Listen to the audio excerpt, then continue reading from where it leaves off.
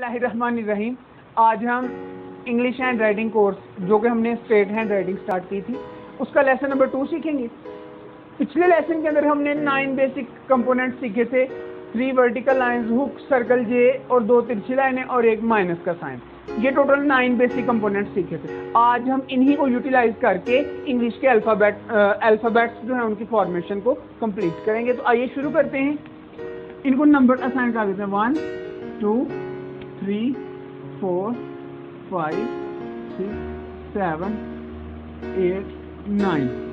अब हम इन्हीं को आपस में ज्वाइन करवाएंगे और सारी की सारी अपनी स्ट्रेट हैंड राइटिंग बनाएंगे। तो काइंडली तवज्जो करनी है अपने फोकस के साथ। You have to focus on the board when I am writing on the board. Please देखिएगा।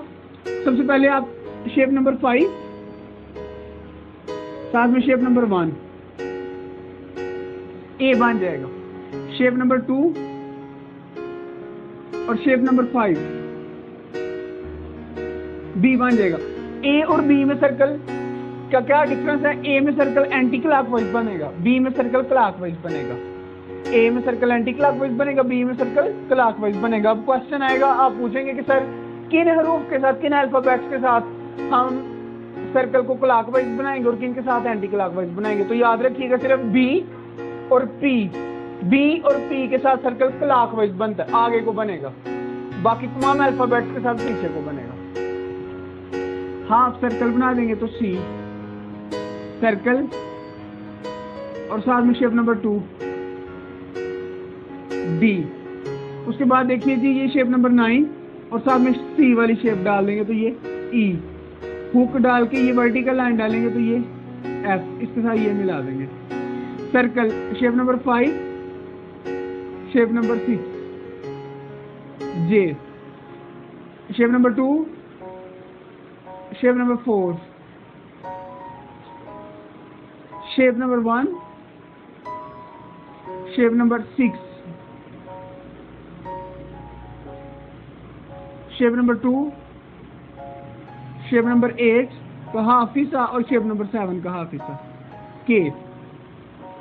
शेप नंबर 2 डाल देंगे तो L, shape number 1, shape number 4, फिर shape number 4 M, shape number 1 और शेप नंबर 4 एन। सर्कल डाल देंगे तो ओ, vertical line के साथ सर्कल डाल देंगे तो पी, सर्कल के साथ वर्टिकल लाइन डाल देंगे तो क्यू, थोड़ा सा ऊपर ले जाएंगे। वर्टिकल लाइन इसको थोड़ा ऊपर और थोड़ा सा बेंड कर देंगे तो आर। हुक, उसके बाद ये 7 शेप और फिर दोबारा से ये वाली ही हुक उल्टी बना देंगे तो एस।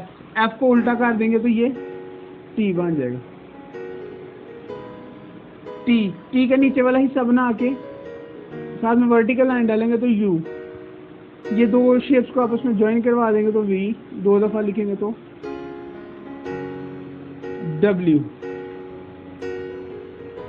इन दोनों को आपस में इंटरसेक्ट करवा देंगे तो एक्स। इन दोनों को नीचे ले जाएंगे तो वाई और जी। शेप नंबर 9, उसके बाद शेप नंबर 8 और उसके बाद फिर शेप नंबर 9, ये बन जाएगा जी। तो ये सारे के सारे जो हमारे अल्फाबेट्स हैं वो जस्ट इन्हीं 9 बेसिक शेप्स के साथ ठीक हो जाते हैं। जैसा कि मैं हमेशा कहता हूँ, don't focus on fruits, focus on the roots. If the roots are good then the fruits are automatically good. तो आपने सबसे पहले अपने बेसिक कंपोनेंट्स को ठीक करना है। अगर ये आपके ठीक हो गए तो आपकी सारी की सारी लिखाई ठीक हो जाएगी। बेसिक कंपोनेंट्स की मैक्सिमम प्रैक्टिस कीजिएगा, उसके बाद अल्फाबेट्स की प्रैक्टिस करनी है। ओरिजिनल शेप जो है उसको बरकरार रखना है। हमारी राइटिंग के अंदर जो सबसे बड़ा फॉल्ट है, जो खराबी है, वो ये होती है कि हम किसी एक स्टाइल को प्रॉपरली अडॉप्ट नहीं करते। हम ए जो है वो स्ट्रेट का लिख के साथ में बी कर्सिव का लिख रहे होते हैं। हम जे जो है वो नेल्सन का लिख के आर जो है वो ज्वाइनिंग का लिख रहे होते हैं। तो मुख्तलिफ स्टाइल्स को मिक्स करते हैं, ये राइटिंग के अंदर बहुत बड़ी प्रॉब्लम है। नंबर 1। नंबर 2, राइटिंग के अंदर जो सबसे बड़ी मिस्टेक होती है वो एंगल की मिस्टेक होती है। आप एक लफ्ज को सीधा लिख रहे हैं, दूसरे को टेढ़ा कर रहे होते हैं। किसी हरफ को एंगल के खिलाफ नहीं लिखना। मतलब आप स्ट्रेट राइटिंग कर रहे हैं तो 90 डिग्री पे लिखेंगे, तो आपने इसके अलावा किसी और एंगल की तरफ शिफ्ट नहीं करना। सारे वर्ड्स को उसी एंगल पे रखेंगे तो खूबसूरत लगेंगे। एंगल नंबर 3 पे साइज। वर्ड्स जो होते हैं अल्फाबेट्स की 3 किस्में होती हैं। There are 3 types of alphabets, sky letters, grass letters और रूट लेटर्स। अल्फाबेट्स की 3 किस्में होती हैं, स्काई लेटर्स, ग्रास लेटर्स और root letters. Sky letters, sky letters, sky आसमान से निकला है, आसमान ऊपर होता है, ऐसे रूप जो ऊपर वाली 3 लाइंस में आते हैं। बेसिकली इंग्लिश जो है इसको 4 लाइनों में लिखा जाता है। अब स्काई लेटर्स कौन से होंगे, जैसे बी, ये देखिए ऊपर वाली 3 लाइंस में लिखा जाएगा, तो ये एक स्काई लेटर है। स्काई लेटर जो है ये ऊपर वाली 3 लाइंस में लिखे जाते हैं। क्या आप इनमें से और स्काई लेटर्स बता सकते हैं जी?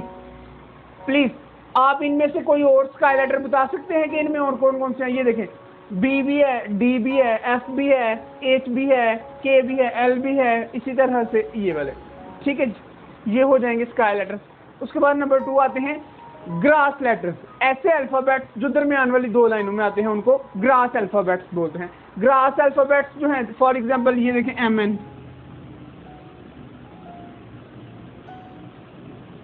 M, it's a grass letter. तो ग्रास अल्फाबेट्स के आप और एग्जांपल यहां से बता सकते हैं जी? यहां से आप कोई और ग्रास लेटर की एग्जांपल दे सकते हैं? जैसे देखिए सी है, ई है, आई है, एस है, आर है, ओ है, एक्स है, वी है, यू है, डब्ल्यू है। ये वाले जो हैं ये ग्रास लेटर। उसके बाद आते हैं जी रूट लेटर्स। रूट अल्फाबेट्स ऐसे अल्फाबेट्स होते हैं जो लोअर 3 लाइंस में आएंगे, और ये कौन कौन से हो जाएंगे? जी, जे, क्यू, पी और वाई। ये 5 जो हैं ये रूट लेटर्स हैं। तो अपने स्काई लेटर, ग्रास लेटर और रूट लेटर्स जो हैं इनके साइज का खास ख्याल रखना है। स्काई लेटर्स का साइज आपस में बराबर हो, ग्रास लेटर्स का आपस में साइज इक्वल हो और रूट लेटर्स का साइज आपस में इक्वल हो। अल्लाह ताला आप सबका बड़ा हामी नासर हो। अल्लाह ताला आपको दिन दुगनी रात चुगनी तरक्की अता फरमाए। जज़ाकुमुल्लाहु खैर। अस्सलाम वालेकुम।